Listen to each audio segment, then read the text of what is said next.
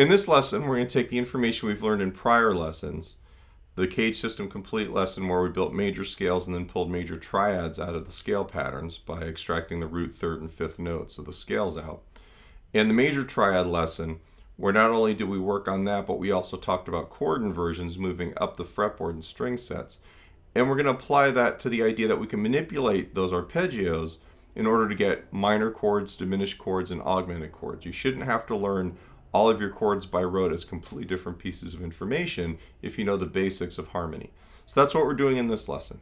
Is we're going to go through, we're going to take each of those major triads we learned last time, and we're just going to turn them into minor chords by lowering the thirds, diminished by lowering the third and the fifth, and then the augmented chord by raising the fifth.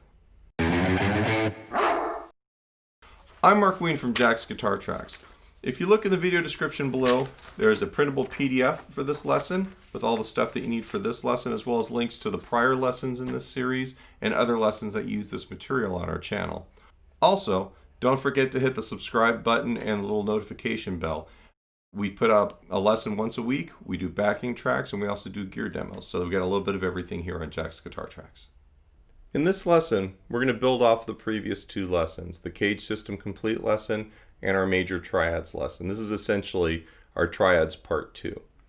What we're doing in this lesson is we're taking all of the major chord shapes that we actually learned in the previous lesson, and we're changing the notes to give us the minor version, the diminished version, and the augmented versions of those triads. Those are all four flavors, essentially, of what a triad is. Just to recap, in the last lesson, we started off with our C-sharp major scale here in the A root position. And then out of that, we took the root, the third, and the fifth notes of that, which happened to leave us with a C-sharp major arpeggio.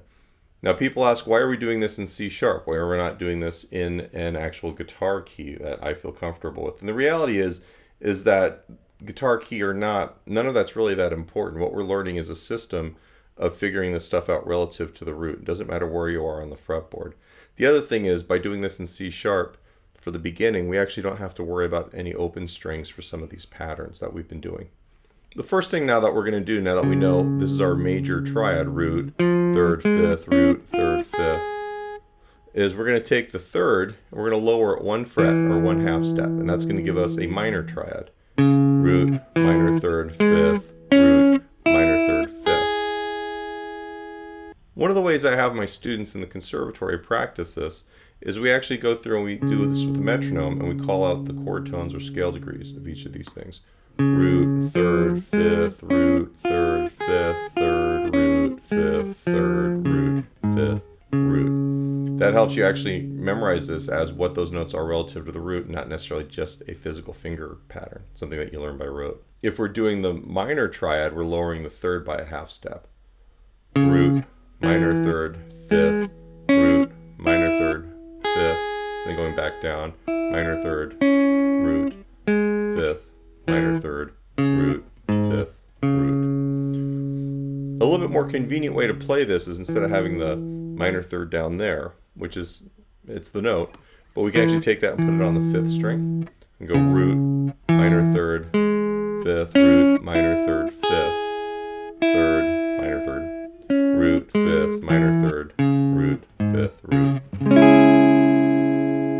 Alright, and that actually makes it look more like the minor chord shape that you would play if you're just playing the bar chord. The next triad that we're going to do is the Diminished Triad.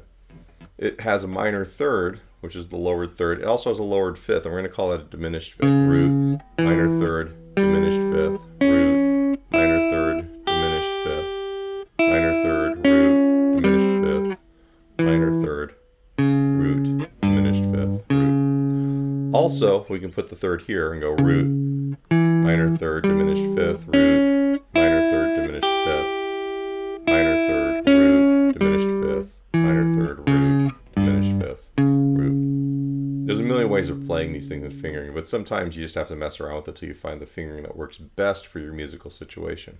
The fourth and final triad type is the Augmented Triad. And the Augmented Triad is root, major third, and then instead of the regular or perfect fifth, we have an augmented fifth. We raise it up a fret. So this goes root, third, augmented fifth, root, third, augmented fifth, and then back down, third, root, augmented fifth, third, root, augmented fifth, root. A really good idea at this point is to go through all of your caged major scale patterns, extract the major triad, the third and the fifth, out of that, and then manipulate each of those by moving the thirds and fifths around to get each of your different kinds of triad arpeggios in each position on the fretboard. That's one way to do it. In the previous video, the major triad video, we also did these in string sets, where we took 3 adjoining strings and we did these as more of what we consider a closed position or closed voicing, where the notes are right next to each other, they're not all spread out. And it's just root, third, fifth. All right, that's the root position. And then if we do the inversions, like we discussed, first inversion is where the third is the lowest note, third, fifth, root. And then second inversion is where the fifth is the lowest note, 5, root, and then 3. If we wanted to make this minor, root, 3, we're going to lower the 3 here. So that's minor third, root, minor third, fifth. And that's just like what we just played at the beginning. If we were to invert it and do the first inversion up here, we lower the third, which is this guy. So that's minor third, fifth, and then root. And then the second inversion, fifth, root, and then instead of the third there, we're going to play minor third.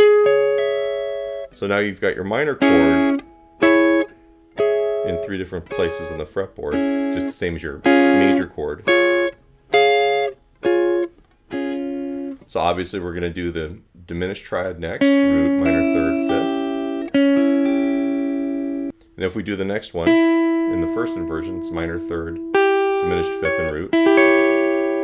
So we've got root position, first inversion, and then if we come all the way up here, we've got diminished fifth, root, and then minor third.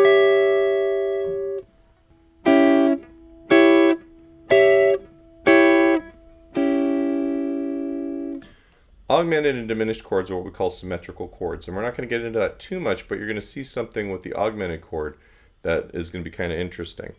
Augmented is root, third, and then we raise the fifth up 1 fret. All right, so it's this shape right here. If we move up to the next inversion, there's your major third, we raise the fifth, and then there's the root. So that shape and that shape are basically the same thing. And then when we come up here to your second inversion major, we raise the fifth. Lo and behold, we've got the same shape there. So it almost like it regenerates